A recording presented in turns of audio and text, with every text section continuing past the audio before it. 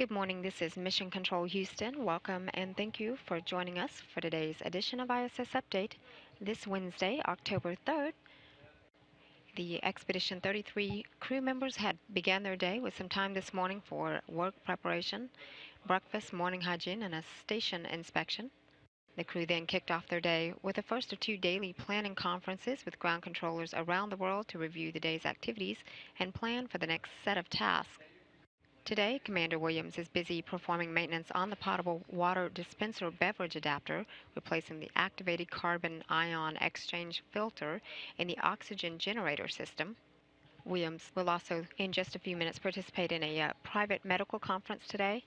These periodic private medical conferences are set with long-duration crew members with their flight surgeons to discuss their medical and health status, human factors, and habitation systems. And just minutes ago, Williams took time out to talk with Dr. Sanjay Gupta with CNN and Kenneth Chang of New York Times during an in-flight event. Commander Williams, as a crew medical officer, also had assisted flight engineer Aki Hoshide in the U.S. laboratory with an integrated cardiovascular monitoring session.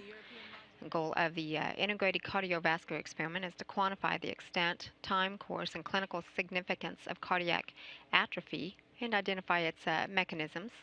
This experiment consists of two separate but related activities over a 1-week period time, an ultrasound echo scan, and in today's activity, an ambulatory monitoring session. Hoshide also had conducted microbial air sampling inside the Japanese experiment module.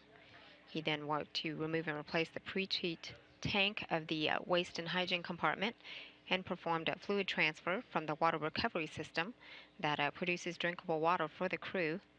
Hoshide also pre-packed items that will be returned to Earth aboard the Dragon spacecraft, slated to arrive at the station later this month.